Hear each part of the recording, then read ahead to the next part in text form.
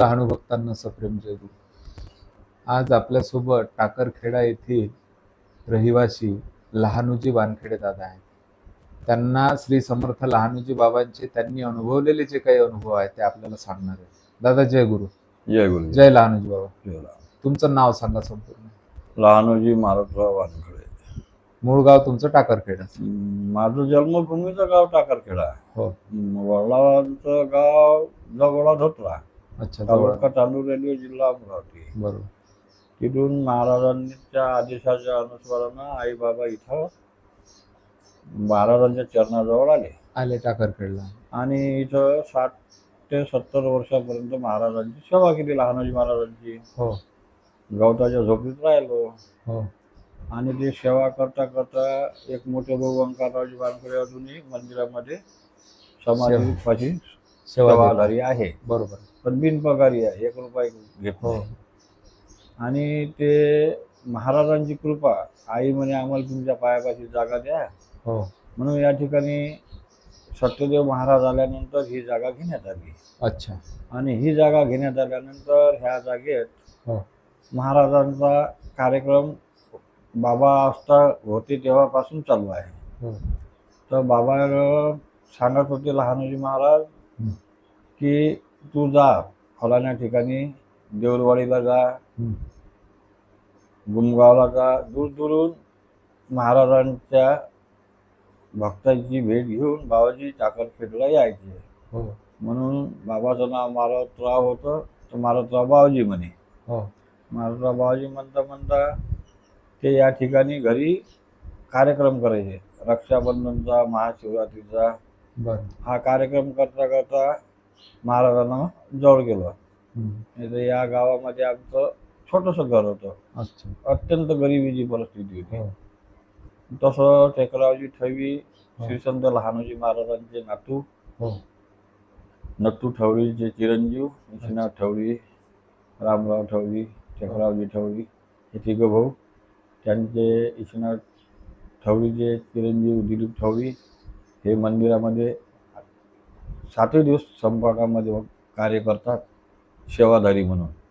आम्ही पण सेवाधारी म्हणून कार्य करतो. आणि महाराजांनी सांगितलं का सेवा अशी करा का अनमोल करा, काही न घेता करा. म्हणून मग जी सेवा आपल्याला मनाच्या निराधारपणानं सेवा करायची आहे, मग रात दिवस जो पायरा येण्याचा आहे त्या पायऱ्यावर कमीत कमी वयाच्या 11 वर्षापासून तर आता 56वी पुण्यतिथी लहानूजी महाराजांच्या माझं सतत एकही वर्ष असं फेल्युअर नाही आहे का मी तिथं खंडन नाही पडला.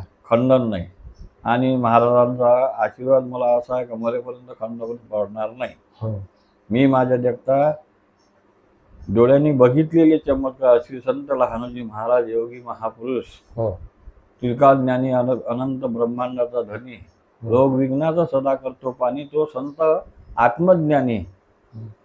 तो संत आत्मज्ञानी त्यांनी रमेश भाऊ जगताप संस्थांचे मेंबर असताना त्यांच्या पत्नीला एक मोठा जात सर्पदंश त्यांच्या घरामध्ये झाला. तर त्या बाईला ते रमेश रावजी जगताप रात्रीचे मंदिरामध्ये घेऊन आले 11:22 त्यावेळेस गुलाबराव पुजारी असताना गुलाबराव पुजाऱ्यांना आवाज दिला. त्यांनी फक्त त्या महाराजांच्या डबीला तंबाखू व महाराजांचा अंगारा दिला. त्यावेळेस त्यांची पत्नी दुरुस्त झाली.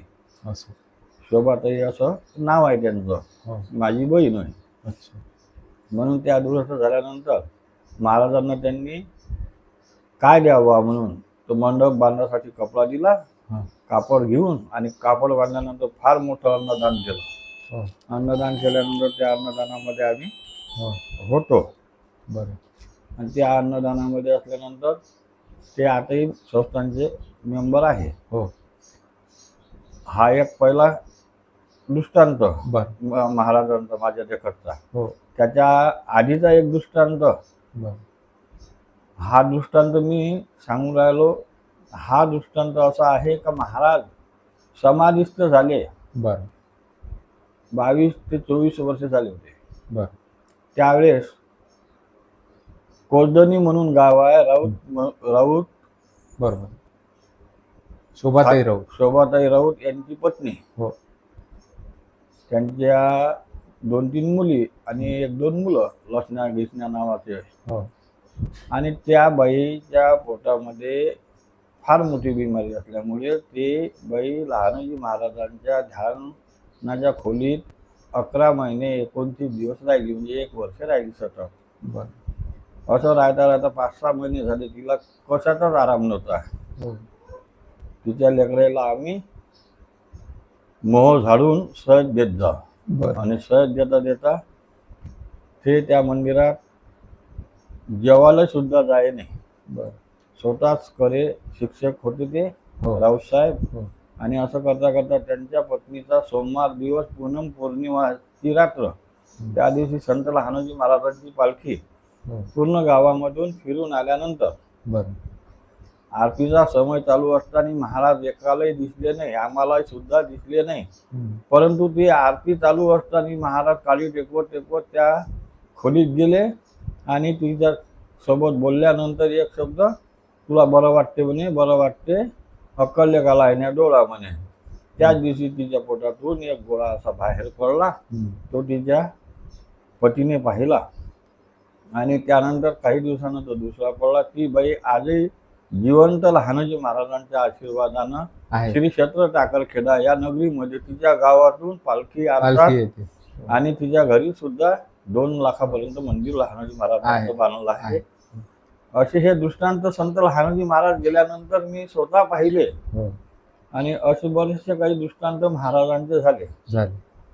बरोबर. म्हणून या संतचरणी प्रार्थना करतो की अनंत योगाचा जो आहे हो. त्रिकाल ब्रह्मज्ञानी संत असा जगात नाही कोणी, त्याचं नाव आहे लहानोजी धनी. बरोबर. म्हणून योगी महापुरुषाची आवाजी.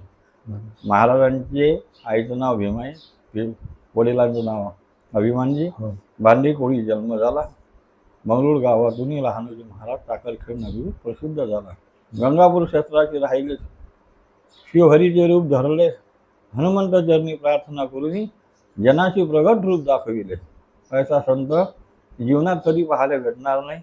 अशी मी सर्वांना विनंती करतो की संत लहानोजी महाराजांच्या टाकरखेड नगरीमध्ये येऊन भव्य लहानोजी महाराजांच्या चरण धरा आणि आपल्या मनातली मनोकामना पूर्ण करून महाराजांचा आशीर्वाद घेऊन अनंत बालगोपाळा सुखी ठेवा. बस. तर दादा, आज तुम्ही जे काही तरुण युवकांना जो काही संदेश दिला मुलाखतीच्या शेवटी, हा फार महत्त्वाचा दिला, मोलाचा दिला. आणि तुम्ही जे अनुभवलेले श्री संत लहानोजी महाराज आहे, त्यांची महती काय आहे आणि त्यांच्या पावन चरणी आपण लीन झालो पाहिजे, हा जो संदेश दिला याबद्दल मी तुमचा आभारी आहोत. जय गुरु. जय जय लहानोजी बाबा. श्री संत लहानोजी महाराज की जय.